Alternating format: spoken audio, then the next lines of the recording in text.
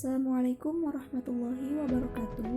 Perkenalkan, nama saya Sipa dengan NPM 19033652 dari Prodi Pendidikan Agama Islam semester 3C.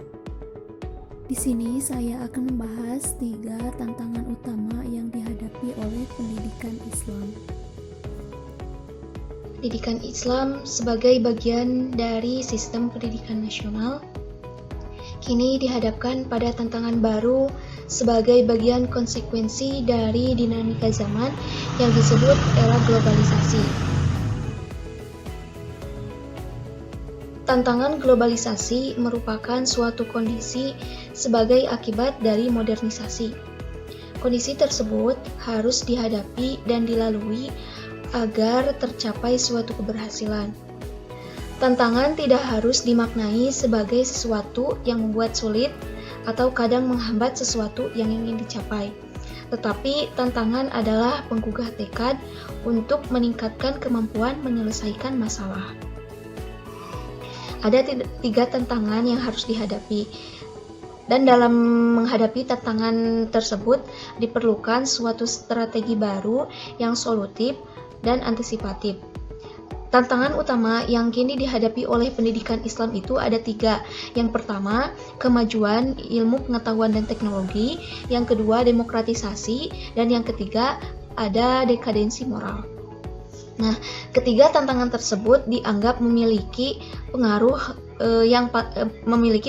paling krusial terhadap pendidikan Islam.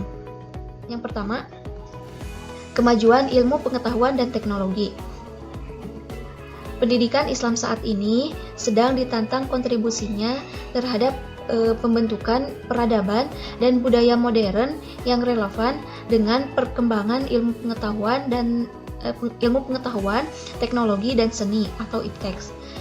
Pada dimensi ini, pendidikan Islam mengalami kemunduran fungsi atau degradasi fungsional. Karena pendidikan Islam lebih berorientasi pada aspek moral spiritual. Nah, terdapat banyak pendapat yang mengatakan bahwa pendidikan Islam tidak terlalu fokus memprioritaskan aspek yang bersifat praktis dan pragmatis seperti penguasaan teknologi. Akibatnya, pendidikan Islam tidak mampu bersaing pada level kebudayaan di tingkat global. Dengan demikian, tantangan yang dihadapi pendidikan agama Islam telah melahirkan berbagai paradigma baru dalam dunia pendidikan, seperti visi, misi, tujuan, kurikulum, proses belajar mengajar, pendidik, peserta didik, manajemen, serta sarana prasarana kelembagaan pendidikan kini telah mengalami perubahan yang sangat besar. Dan pendidikan Islam membutuhkan sumber daya manusia yang profesional, handal, untuk berpegang teguh kepada Al-Quran dan As-Sunnah, dan memiliki komitmen serta etos kerja yang tinggi, kemudian manajemen yang berbasis sistem infrastruktur yang kuat, serta sumber dana yang memadai, dan kemampuan politik yang kuat serta standar yang tinggi, yang unggul. Demokratisasi. Demokratisasi pendidikan adalah menghasilkan lulusan yang merdeka, berpikir kritis, berakhlak mulia, toleran, dengan pandangan dan praktek demokratis. Dengan demikian, demokratisasi pendidikan Islam berguna untuk menyiapkan peserta agar terbiasa bebas berbicara dan mengeluarkan pendapat serta bertanggung jawab, kemudian terbiasa mendengar dan menghargai pendapat orang lain, terbiasa bergaul dengan rakyat, dan ikut merasa memiliki, sama-sama merasakan suka dan duka bersama masyarakat, dan mempelajari kehidupan masyarakat yang semuanya terbingkai dalam Islam. 3. Dekadensi moral. Dekadensi moral adalah sebuah bentuk kemerosotan atau kemunduran dari kepribadian, sikap, etika, dan akhlak seseorang.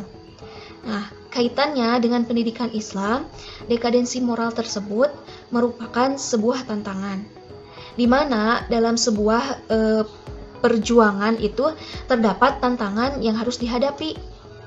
Nah, adapun tantangan pendidikan Islam sebagai dekadensi moral yang terjadi pada peserta didik, yaitu seperti tawuran antar pelajar, penyalahgunaan narkoba, miras, pelecehan seksual, pemerkosaan, dan segala bentuk kejahatan lainnya kerap sekali menghiasi pergaulan pelajar maupun mahasiswa. Nah, jelas akibat yang ditimbulkan cukup serius dan tidak dapat lagi dianggap sebagai suatu persoalan karena tindakan-tindakan tersebut sudah menjurus kepada tindakan kriminal dan asusila. Dengan demikian, peran agama dalam mengatasi dekadensi moral sangat penting karena perlu kita ketahui bahwa ajaran Islam memiliki 3 fondasi, yaitu yang pertama akidah, yang kedua syariah, dan yang ketiga akhlak. Dan ketiga fondasi tersebut berkaitan antara satu sama lain sehingga menjadi satu kesatuan. Tidak ada jalan lain bagi pemuda yang dapat membebaskan segala dekadensi moralnya kecuali dengan kembali berpegang teguh kepada ajaran agama Islam yang dapat memeliharanya serta melindungi mereka atas rahmat dan ampunan dari Allah Subhanahu wa Ta'ala. Sekian, terima kasih. Wassalamualaikum warahmatullahi wabarakatuh.